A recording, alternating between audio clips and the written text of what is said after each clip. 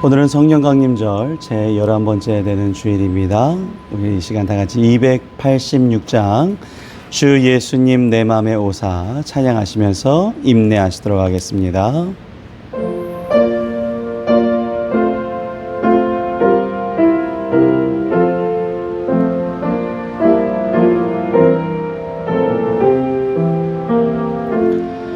주 예수님 내 맘에 오사 날 붙들어 주시고 내 마음에 새 힘을 주사 늘 기쁘게 하소서. 사랑의 주 내 마음속에 찾아오사 내 모든 죄 사하시고 내 상한 맘 고치소서.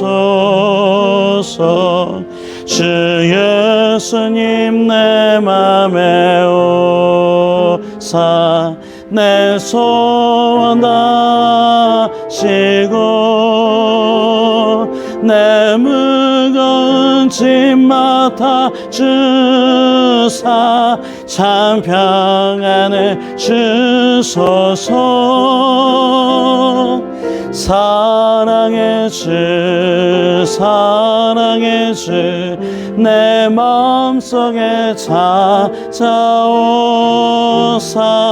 내 모든 죄 사하시고 내 상한 맘 고치소서. 주 예수님 내 맘에 오사 날 정결케 하시고 그 은혜로 내 맘에 채워 늘 충만케 하소서. 사랑의 주 내 마음속에 찾아오사 내 모든 죄 사하시고 내 상한 맘 고치소서. 주 예수님 내 맘에 오사 내가 일 인도하시고 주 성령을 내 맘에 채워 늘 충만케 하소서. 사랑의 주 내 맘속에 찾아오사 내 모든 죄 사하시고 내 상한 맘 고치소서.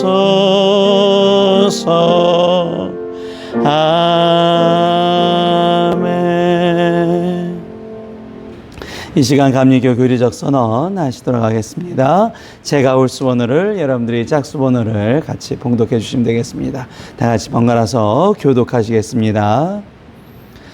우리는 만물의 창조자시요 섭리자시며 온 인류의 아버지시요 모든 선과 미와 애와 진의 근원이 되시는 오직 하나이신 하나님을 믿으며 우리는 하나님이 육신으로 나타나사 우리의 스승이 되시고 어머니 되시며 대속자가 되시고 구주가 되시는 예수 그리스도를 믿으며 우리는 하나님이 우리와 같이 계시사 우리의 지도와 위안과 힘이 되시는 성령을 믿으며 우리는 사랑과 기도의 생활을 믿으며 죄를 용서하심과 모든 요구에 넉넉하신 은혜를 믿으며 우리는 구약과 신약에 있는 하나님의 말씀이 신앙과 실행의 충분한 표준이 됨을 믿으며 우리는 살아계신 주 안에서 하나가 된 사람들이 예배와 봉사를 목적하여 단결한 교회를 믿으며 우리는 하나님의 뜻이 실현된 인류 사회가 천국임을 믿으며 하나님 아버지 앞에 모든 사람이 형제됨을 믿으며 우리는 의의 최후 승리와 영생을 믿노라. 아멘. 이 시간 사도신경으로 하나님 앞에 신앙을 고백하시도록 하겠습니다. 전능하사 천지를 만드신 하나님 아버지를 내가 믿사오며 그 외아들 우리 주 예수 그리스도를 믿사오니 이는 성령으로 잉태하사 동정녀 마리아에게 나시고 본디오 빌라도에게 고난을 받으사 십자가에 못 박혀 죽으시고 장사한 지 사흘 만에 죽은 자 가운데서 다시 살아나시며 하늘에 오르사 전능하신 하나님 우편에 앉아 계시다가 저희로서 산 자와 죽은 자를 심판하러 오시니라. 성령을 믿사오며 거룩한 공예와 성도가 서로 교통하는 것과 죄를 사하여 주시는 것과 몸이 다시 사는 것과 영원히 사는 것을 믿사옵나이다. 아멘. 이 시간은 일주일 동안 하나님 앞에 감사함의 기도 제목 가지고 이 시간 다 같이 기도하시도록 하겠습니다. 사랑이 많으신 하나님 아버지 감사합니다. 오늘도 주님 아버지 앞에서 저희가 감사할 것을 생각합니다. 주님 아버지께서 주신 것이 너무나 많고 주님 아버지께서 이루신 것이 너무나 많음에도 불구하고 우리가 아직도 주님을 잘 알지 못합니다. 주님을 고백하지 못합니다. 주님을 내 구세주라고 고백하지 못한 저희들의 죄를 용서하여 주시옵소서. 오늘도 주님 아버지 앞에서 기도하고 나아갑니다. 이 기도하고 나아가는 모든 순간순간이 하나님 앞에 결단이 되게 도와주시옵소서. 그 결단을 가지고 오늘도 주님 아버지 앞에 나왔습니다. 주여 아버지, 내가 나올 수 있게 하여 주심에 감사드리고 이 시간 이렇게 예배로 오늘도 함께 해 주실 수 있음에 감사합니다. 주님의 마음을 저희들에게 허락하여 주셔서 그 예배를 가지고 주여 아버지 앞에 드릴 수 있게 하여 주심을 감사드립니다. 주님 아버지, 주님의 마음 내가 받고 이제는 내 생각이 아니라 주님에 대한 결단, 주님에 대한 비전, 주님에 대한 생각이 펼쳐지게 도와주시옵소서. 오늘도 주여 아버지 앞에서 감사함의 기도를 드리오니 이 기도를 받아주시옵고 오늘도 주여 아버지 앞에서 모든 것을 이룰 수 있고 모든 것을 성취할 수 있는 저희가 되게 하여 주시옵소서. 아멘. 이 시간 오늘의 말씀 보시도록 하겠습니다. 오늘의 말씀은 요한복음 19장의 말씀입니다. 요한복음 19장 23절부터 30절의 말씀. 요한복음 19장 23절부터 30절, 23절부터 한 목소리로 읽도록 하겠습니다. 군인들이 예수를 십자가에 못 박고 그의 옷을 취하여 네 깃에 나눠 각각 한 깃씩 얻고 속옷도 취하니 이 속옷은 호지 아니하고 위에서부터 통으로 짠 것이라. 군인들이 서로 말하되 이것을 찢지 말고 누가 얻나 제비 뽑자 하니 이는 성경에 그들이 내 옷을 나누고 내 옷을 제비 뽑나이다 한 것을 응하게 하려 함이니라. 군인들은 이런 일을 하고 예수의 십자가 곁에는 그 어머니와 이모와 글로바의 아내 마리아와 막달라 마리아가 섰는지라. 예수께서 자기의 어머니와 사랑하는 제자가 곁에 서 있는 것을 보시고 자기 어머니께 말씀하시되 여자여 보소서 아들이니이다 하시고 또 그 제자에게 이르시되 보라 내 어머니라 하신대 그때부터 그 제자가 자기 집에 모시니라. 그 후에 예수께서 모든 일이 이루어진 줄 아시고 성경을 응하게 하려 하사 이르시되 내가 목마르다 하시니 거기 신 포도주가 가득히 담긴 그릇이 있는지라. 사람들이 신 포도주를 적신 해면을 우슬초에 매어 예수의 입에 대니 예수께서 신 포도주를 받으신 후에 이르시되 다 이루었다 하시고 머리를 숙이니 영원히 떠나가시니라. 이는 주님의 말씀입니다. 아멘. 우리 지난주에는 12사도 시리즈 세 번째 사도 야고보에 대해서 했습니다. 이제 광복주의를 맞이해서 진정한 해방을 위하여라는 제목으로 말씀을 드렸습니다. 처음에 사도 시리즈가 시작했던 게 베드로와 안드레 형제였죠. 베드로와 안드레, 정말로 리더 기질의 베드로, 많은 군중을 일으켰던 베드로, 그리고 한 명 한 명 개개인의 신앙, 그리고 그 사람에게 복음을 전하는 일에 개인 전도에 관심이 많았던 안드레, 그리고 지난주에 이어서 야고보, 그리고 요한 형제 차례입니다. 야고보는 어떤 사람이었죠? 야고보는 감정과 욕망의 포로인 형제였습니다. 야고보와 요한은 항상 그랬었어요. 왜 그럴 수밖에 없느냐? 워낙 또 재산이 있었고 워낙 가진 것이 많았기 때문에 더 버리기가 어려웠을 것 같습니다. 그리고 이 야고보와 요한은 성격이 굉장히 다혈질이었죠. 그래서 우리의 아들이라는 애칭이 있었습니다.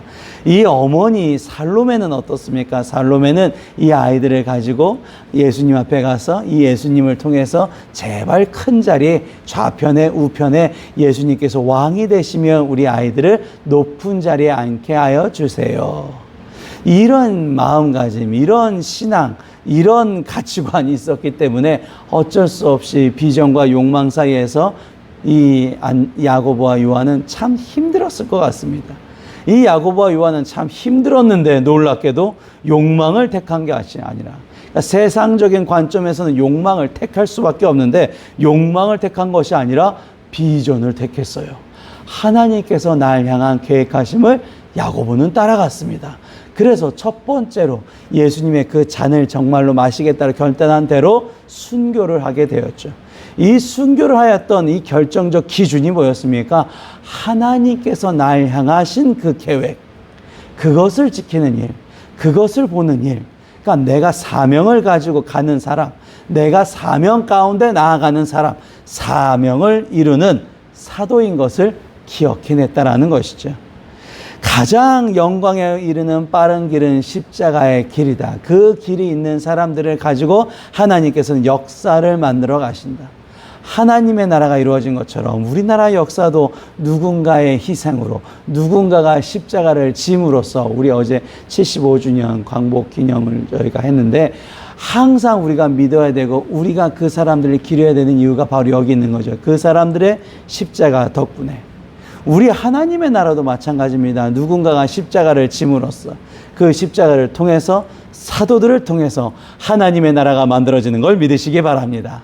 오늘은 네 번째 사도입니다. 바로 요한입니다. 요한. 저도 요한인데요. 사도 요한을 통하여 본 내 마음에 쓴 뿌리라는 제목으로 하나님 말씀 전하겠습니다. 이 사도 요한은요, 참 곱죠. 그죠? 제일 사도들 중에 나이가 어린 막내이기 때문에 금발에 항상 이렇게 어여쁜 모습을, 어린 모습을 하고 있는 성화들이 많습니다. 사도 요한입니다. 사도 요한은 미국식 이름 중에 제일 많죠. 존이라고. 존 있고 제임스 있고 피터 있는데 그 중에서도 요한, 존이 제일 많습니다. 존, 이 요한은요, 헬라어식으로는 요하네스, 많이 들어보셨을 거예요. 요하네스. 독일식 이름이 굉장히 많습니다. 요하네스. 요하네스는 하나님은 은혜로우시다, 여호와는 은혜로우시다, 하나님은 자비로우시다, 이런 뜻을 가지고 있습니다. 참 자비로우신 하나님이에요. 왜요? 요한은, 이게 예를 들어서 베드로도 시몬이 있었고요. 그죠? 원래 이름이 있는데 요한은 그냥 요한이잖아요. 요한은 있는 이름 그대로 갔습니다.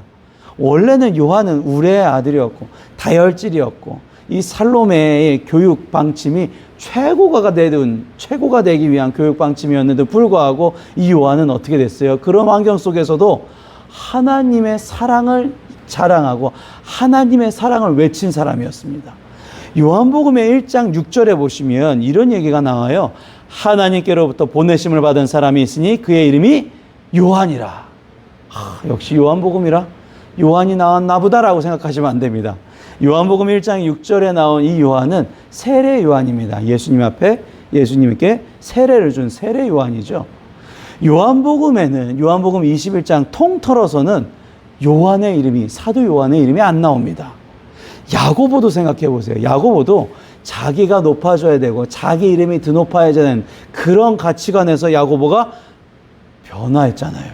그래서 우리가 아는 그 3년을 제하고는 야고보는 그렇게 대단했던, 정말 산티아고 순례길이 만들어질 정도로 정말로 그 유럽에서는 엄청나게 추앙받던 야고보는 자신을 드러내는 행적을 기록하지 않았죠. 요한도 마찬가지. 요한복음 21장 전체에 자신의 이름을 드러내지 않습니다.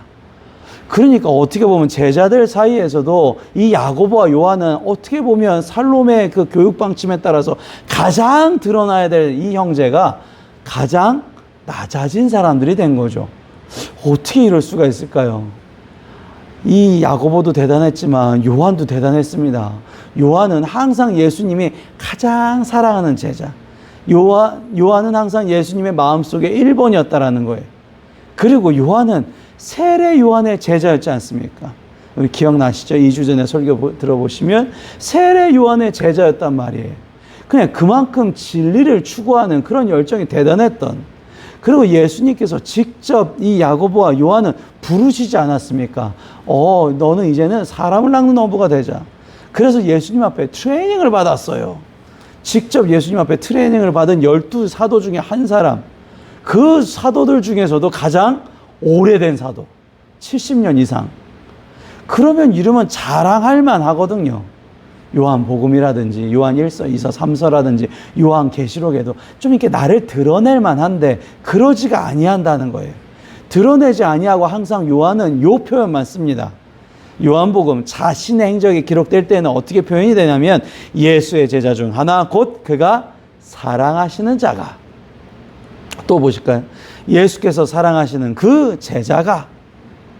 그러니까 예수님께서도 이 12사도들 중에 더 특별히 데리고 갔던, 이렇게 어디 큰 일을 할 때마다 데려갔던 3명 있잖아요. 트로이카가 베드로와 누구죠? 그 다음에 베드로와 누구예요? 그 다음에 얘네예요. 그죠? 얘네란 말이에요. 이 형제란 말이에요. 베드로, 야고보, 요한이란 말이에요. 그런데도 불구하고 자신이 좀 이렇게 드러날 만하면 이 표현을 씁니다. 예수께서 그 사랑하시는 제자. 그러니까 요한은 그런 수많은 자신을 드러내고자 할 수도 있는데도 불구하고 자신의 가장 큰 자랑은 뭐예요? 예수님께서 나를 사랑하시는다. 이게 자신의 가장 큰 자랑이에요. 그게 자신의 가장 큰 자랑. 예수님께서 나를 사랑하신다. 우리 다 같이 한번 읽어볼게요. 시작. 예수님께서 날 사랑하신다. 우리 영상을 통해서 예배드리시는 모든 성도님들, 이 자랑이 가장 큰 자랑이 되시기를 주님의 이름으로 간절히 축원합니다. 예수님께서 날 가장 사랑하신다. 요한은 원래 우레의 아들이었고 다혈질이었고 세상적 가치관이었던 사람이 하나님의 거룩한 은총을 따라서 사랑의 사도가 되었다라는 것이, 우리 지난주에 야고보 보시면서 기억했던 말 혹시 생각나십니까? 사도는 뭐라고요? 타고나는 것이 아니라 만들어지는 것이구나. 왜 굳이 예수님께서 사도들이 좀 이렇게 완성된 사람을 쓴 게 아니라 왜 이렇게 뭔가 부족하고 뭔가 저리 가 있는 사람들을 예수님을 닮아가게끔 만드셨는가? 그 이유가 여기 있다라는 것이죠. 누구요? 우리에게 보여주시기 위해서. 저는 못해요. 저는 자신 없어요. 저는 부족해요. 전 시간이 없어요. 맞는 말입니다. 그게 정말 겸손한 고백이에요.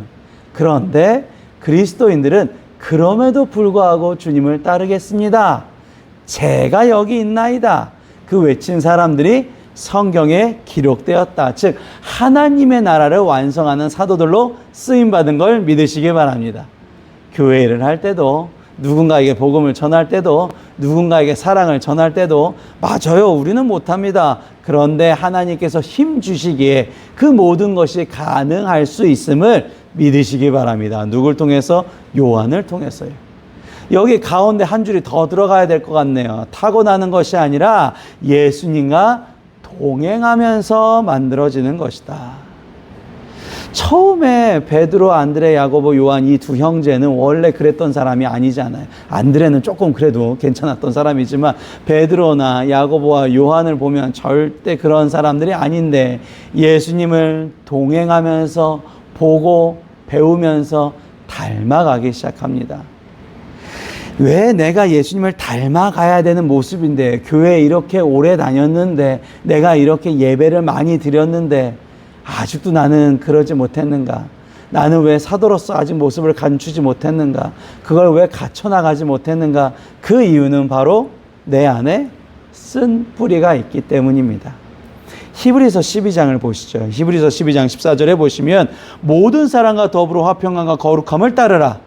이것이 없으면 아무도 주를 보지 못하리라.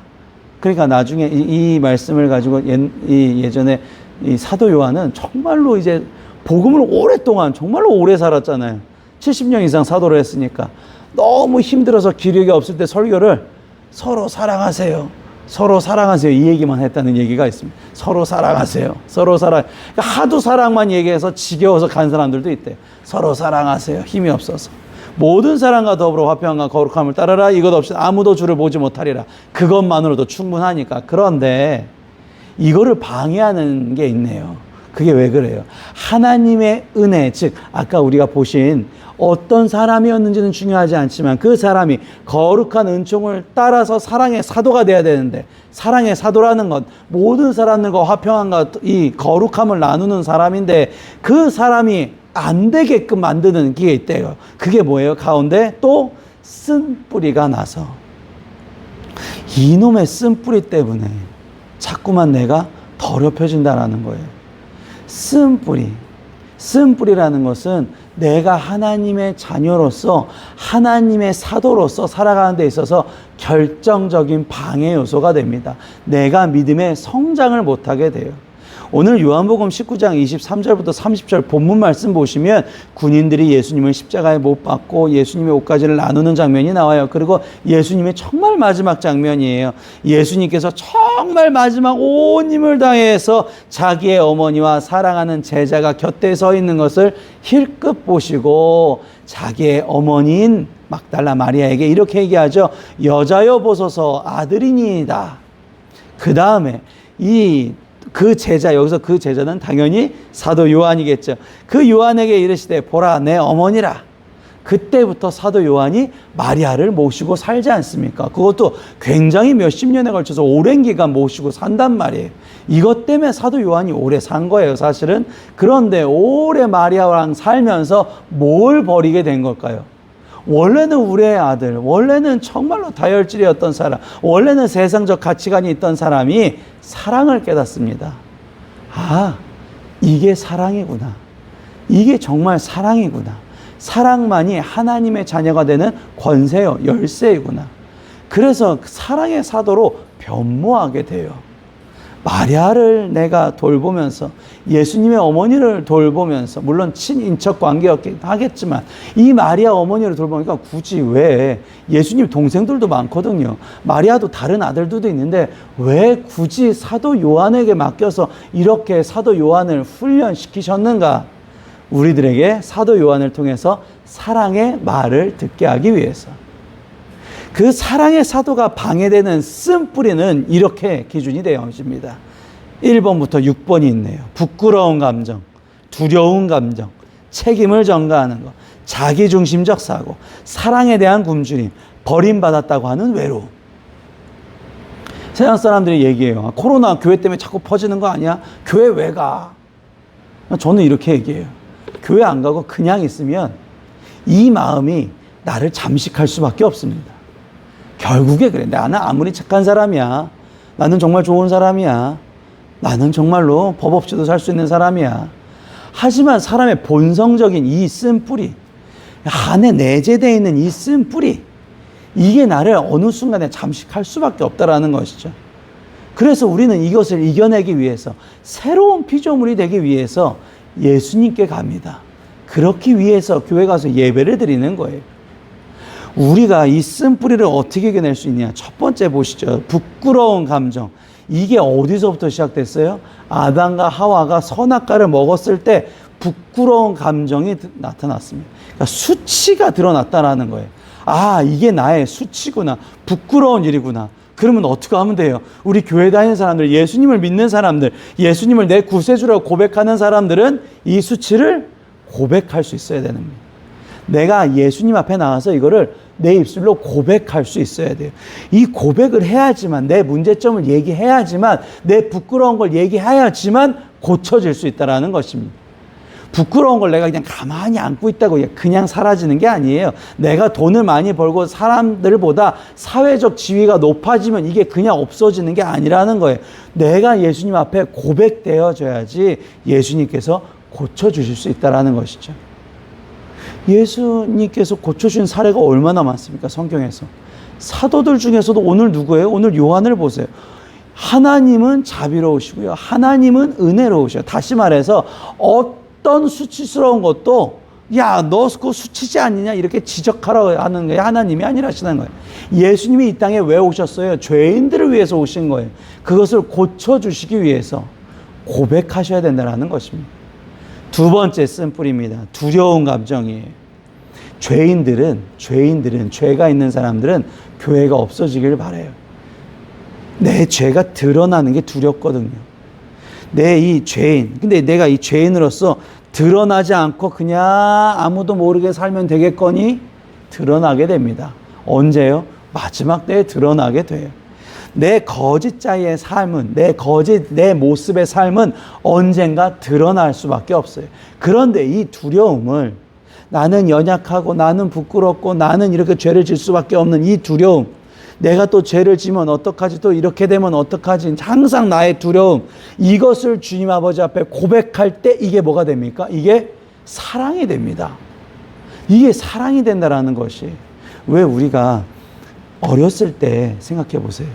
내가 분명히 큰 잘못을 저질렀어요. 아, 이건 내가 정말 크게 잘못했다. 나 이제 큰일 났다. 이제 엄마 아빠한테 오늘 맞아 죽겠다. 큰일 났다. 그런데 어느 순간 부모님이 와갖고 때리지도 않으셔. 너 분명히 잘못했는데 이렇게 쓱 오시더니 왜 그랬어? 이것 때문에 그렇게 된 거야? 에휴, 네가 오죽 힘들었으면 그랬겠냐? 싹 안아주시면 그때는 매 맞을 때 우는 것보다 더 크게 울어요. 막 그동안에 쌓였던 거, 막 억울했던 거가 다 터져 나와요.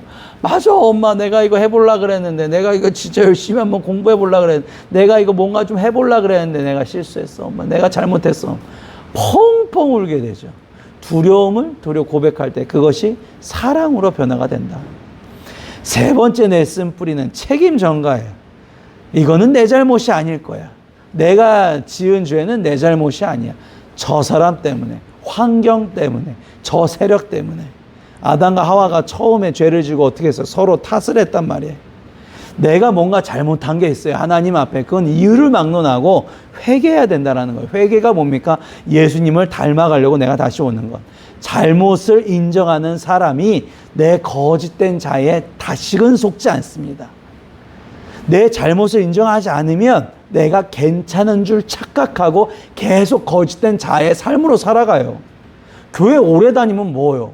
교회 오래 다니면 이게요. 거짓된 자의 삶이 반복되면 교회 오래 다니는 거랑 아무 상관없어요. 중요한 것은 내가 거듭나는 것.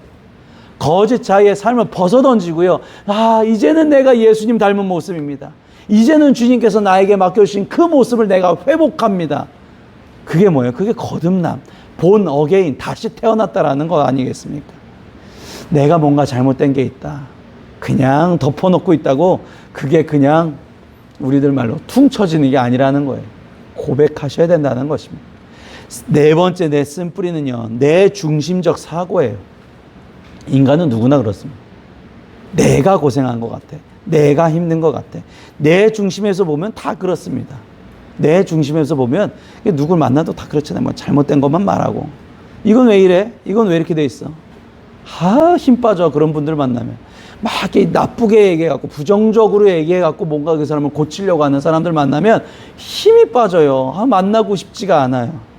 그런데 어떤 사람을 만나면 분명히 내가 아직 부족한데도 불구하고 이렇게 감싸주고 사랑으로 어떻게든지 더 격려해 주려는 사람들이 있다라는 것이, 내 옳고 그름을 내 기준으로 보면 안 됩니다. 우리가 그러잖아요. 우리 아내한테, 저도 그러거든요. 내가 우리 아빠보다는 좀 더 잘했는데 그럼 난 좋은 남편이야. 이건 아니라는 거예요. 하나님의 기준으로 보는 거예요. 다른 일을 볼 때도 마찬가지입니다. 내 기준으로 그 사람을 판단할 수가 없어요. 왜요? 나도 부족하거든요. 로크라는 영국의 철학자가 이런 얘기 했더라고요. 우리의 연약함이 거룩한 조각가의 재료가 되었다. 그렇거든요. 우리 사실 다 부족합니다. 저는 완벽합니까? 목사지만 저도 엄청 부족해요. 엄청 부족해요. 다 부족한 걸 가지고 서로 보듬어 주는 거예요. 부족하고 상처가 있기 때문에 그 사람을 더 이해할 수 있고 공감할 수 있는 거예요. 예수님이 왜 그런 극한의 십자가 처형을 당하셨습니까? 우리의 그 부족하고 아픈 것을 다 이해하시기 위해서. 우리는 누구나 상처가 있습니다. 높은 기준으로 그 사람을 판단하지 마시고 그 사람이 왜 그렇게 되었을까? 그 사람의 상처는 뭘까? 보듬어 주시는, 서로 안아주시는 우리 그리스도인들이 되시기를 바랍니다. 다섯 번째 쓴뿌리는 사랑에 대한 굶주림이에요. 내가 사랑을 받아야 돼. 사랑받고 싶어. 사람에 대한 사랑. 하지만 제가 늘 말씀드리지만 사람은 믿음의 대상이 될 수 없습니다. 언젠가 그 사랑이 아픔으로 올 수밖에 없어요. 사람은 서로 부족하기 때문에 그렇습니다. 하나님의 사랑, 우리의 믿을 만한 유일한 존재 하나님의 사랑으로 먼저 만족하고 감사하는 것이 선행돼야지만 그 이후에 사람을 사랑할 수 있다는 것입니다. 오늘도 하나님에 대한 사랑을 먼저 구하시기 바랍니다. 여섯 번째 쓴뿌리입니다. 버림받았다는 외로움이에요. 다른 사람을 부러워한, 그러니까 인정의 욕구가 다들 있습니다. 내가 이 정도 이렇게 노력했는데 인정 안 해주고 저런 섭섭한 말을 하더니 섭섭해. 하지만 우리는 알고 있어요. 하나님이 지금 보고 계시다는 거. 우리 이번 주에 교회가 또 누수가 돼갖고 어떤 분들이 막 이렇게 물걸레질하고 청소도 하시고 몰라요. 하나님은 알고 계셔요. 그럼 그에 따라서 하나님께서 어떻게 해주신대요? 보응해 주신대요. 몰라요. 내가 길 지나다가 누굴 도와주는 거. 몰라요. 내가 그냥 힘든 사람이 있는데 나도 힘들지만 더 힘든 사람 도와주는 거. 근데 누구나 아세요? 나의 머리털까지 세시는 하나님은 다 알고 계셔요. 억울해할 필요 없어요. 인정 안 해준다고 그 사람이 나 인정 많이 해주면 내가 구원받습니까? 천국 갑니까? 필요 없습니다. 하나님께서 날 사랑하시니 날 크게 쓰실 것이고 나에게 오지 못한 그 복은 어떻게 돼요? 흘러가서 우리 자녀한테 가니까 걱정하지 마시기 바랍니다. 하나님께서 다 알고 계십니다. 이 쓴뿌리들이 다 치유가 될 때 비로소 이 모든 것이 치유가 되어서 거룩한 은총으로 치유가 되어서 요한은 사랑의 사도가 되었다라는 것입니다. 다음 주 미리 예고 드려요. 사랑을 받은 사람이 사랑을 한다. 정말 이 사랑의 사도의 요한에 대한 스토리가 다음 주에 더 많이 나옵니다. 요한은 거룩한 은총을 통해서 이름 그대로, 정말 이름 그대로 하나님의 은혜를 깨달아서 사랑의 사도가 되었어요. 286장 오늘 임내 찬송, 오늘 이제 항상 저희 예배는 모든 찬송가가 설교의 말씀과 연계가 되어 있는데 286장 보시면 주 예수님 내 마음에 오사 날 붙들어 주시고 내 마음에 새 힘을 주사 늘 기쁘게 하소서. 쓴뿌리가 있는 채로는 늘 기쁠 수 없고요. 매번 감사할 수가 없습니다. 286장 오늘 임내하셨는데 다시 한번 찾아보셔서 가사를 읽어보시면 너무나 감사한 고백이 됩니다. 이럴 때 필요한 기도가 있습니다. 어떤 참 멋진 신학자가 이 요한을 보면서 이렇게 기도문을 썼더라고요. 우리 같이 한번 읽어보면 좋겠습니다. 내 쓴뿌리가 막 또 돋아올 것 같아. 내가 막 그 사람이 미워 죽겠고 내가 막 분노에 휩싸여 있습니다. 그럴 때 한번 우리 다 같이 기도하겠습니다. 나의 하나님, 시작. 나의 하나님, 내 마음을 가라앉히사 당신의 품 안에서 아늑히 기대어 잔잔하게 하소서. 거룩한 말씀과 찬송으로 내 마음을 달래사 내 영혼을 쉬게 하소서. 이 시간 결단과 회개 기도하시면서 다시 한번 쓴뿌리에 왔다 갔다 하는 쓴뿌리에 정말로 휩싸여 있는 내 마음 정말로 평안하게 하여 주시옵소서. 쉴 수 있게 하여 주시옵소서. 더 이상 사람 때문에 힘들지 아니하고 세상 때문에 괴로워하지 아니하고 주님의 사랑으로 편탄케 하여 주시옵소서. 이 시간 다 같이 1분간 기도하시도록 하겠습니다. 오늘도 주님의 말씀을 듣습니다. 오늘도 그 말씀을 저에게 주시는 이 말씀, 사도 요한에게 임했던 이 은혜가 오늘 저희들에게 함께하여 주시옵소서. 이 은혜를 저희 자녀들도 받길 원합니다. 이 거룩한 은총을 저희 자녀들도 깨닫기 원합니다. 오늘도 저희 자녀들과 저희들의 마음을 달래 주시옵소서. 코로나 때문에 장마 때문에 지치고 힘든데 또 세상 사람들의 분노와 아픔과 균열 때문에 이 광복주일날 더 마음이 아팠습니다. 주님 아버지, 이 정말 지내면서 세상은 너무나 힘이 듭니다. 이 고해 정말로 끊임없는 힘든 이 속에서도 오늘도 주님의 말씀으로써 쓴뿌리가 치유되고 오늘도 주님의 사랑이 내 마음에 충만케 하여 주시옵소서. 오늘도 주님께 말씀을 받고 주님께 찬양을 드리고 고백하며 감사드리며 사랑하신 예수님의 이름으로 기도했사옵나이다. 아멘. 살아임하신 하나님 아버지, 너무나 많은 힘든 일들이 반복되고 정말로 내 영혼이 쉬지도 못하고 이렇게 시달렸습니다. 오늘도 주님 앞에 나와서 내 마음을 내려놓습니다. 주님, 저희들의 마음 위로하여 주시옵소서. 이 쓴뿌리 때문에 너무나 고달프고 이 쓴뿌리 때문에 반복되는 너무나 힘든 삶, 이제는 주님 앞에 내 마음을 내려놓사오니 주님의 마음으로 성령 충만하여 사랑 가득하게 갈 수 있도록 도와주시옵소서.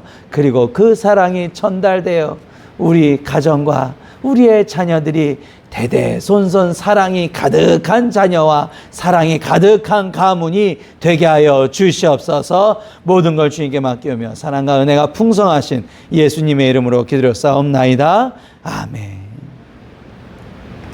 우리 시간 458장 찬양하시면서 봉헌하는 시간 갖도록 하겠습니다. 458장 우리 가사를 생각하시면서 찬송하시겠습니다.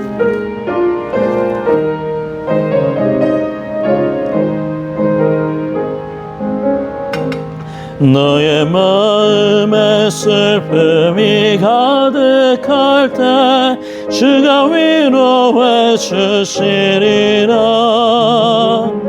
아침 해같이 빛나는 마음으로 너 십자가 지고 가라. 참 기쁜 마음으로 십자가 지고 가라. 내가 기쁘게 십자가 지고 가며 슬픈 마음이 위로받네. 때를 따라서 주시는 은혜로서 가란 심령의 힘을 얻고 주가 언약한 말씀을 기억하고 너 십자가 지고 가라. 참 기쁜 마음으로 십자가 지고 가라. 내가 기쁘게 십자가 지고 가며 슬픈 마음이 위로받네. 내가 맡은 일 성실히 행할 때에 주님 앞에서 상 받으리. 주가 베푸신 은혜를 감사하며 너 십자가 지고 가라. 참 기쁜 마음으로 십자가 지고 가라. 내가 기쁘게 십자가 지고 가며 슬픈 마음이 위로받네. 아멘. 봉헌교도 가시겠습니다. 너희 행사를 여호와께 맡기라. 그리하면 너의 경영하는 것을 이루리라.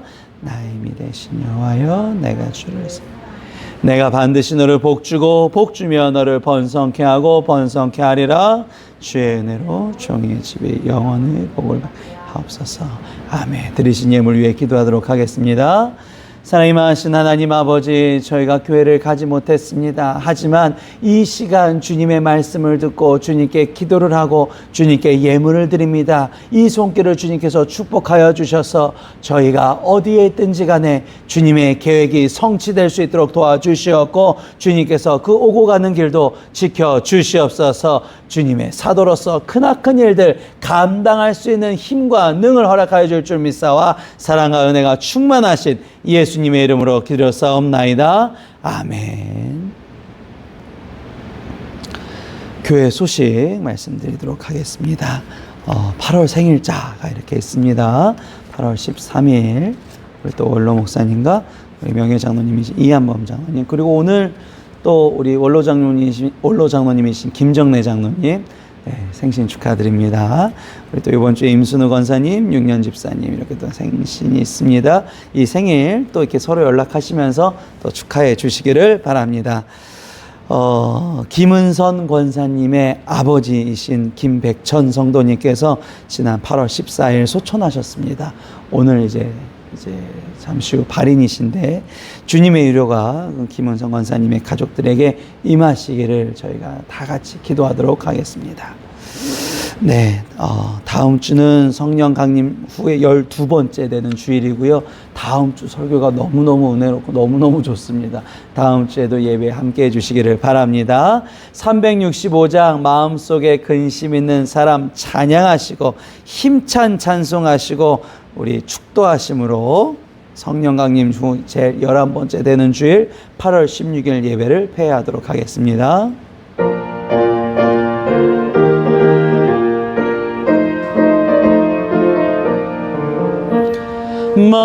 마음속에 근심 있는 사람 주 예수 앞에 달려오라. 슬픈 마음 있을 때라도 주 예수께 아뢰라.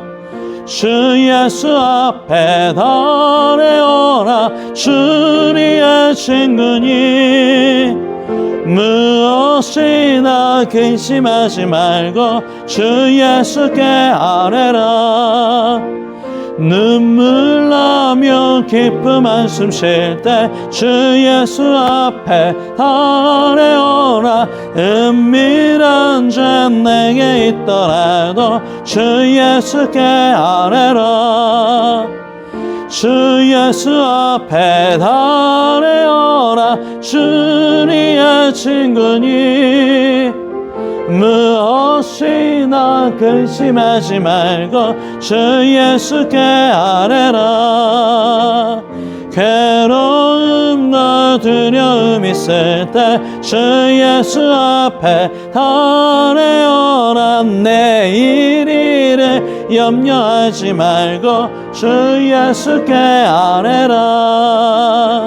주 예수 앞에 달려오라. 주님의 친구니 무엇이나 근심하지 말고 주 예수께 아뢰라. 죽음 앞에 겁을 내는 자여 주 예수 앞에 달려오라. 늘 나라 바라보는 자여 주 예수께 아뢰라. 주 예수 앞에 달려오라. 주님의 친구니 무엇이나 근심하지 말고 주 예수께 아뢰라. 아멘. 기도하시겠습니다. 이제는 예수 그리스도의 은혜와 하나님의 왕같은 사랑하심과 성령님의 감화 감동 내주 충만하심이 오늘도 주님의 사도로서 걸어가는 주님의 십자가를 진 귀한 권석들 머리 위에 지금부터 영까지 함께 하시기를 간절히 축원하옵나이다. 아멘. 주의 아버지께 날 수 있게 도와주시옵소서. 주께서 아버지 하나님 오늘 것을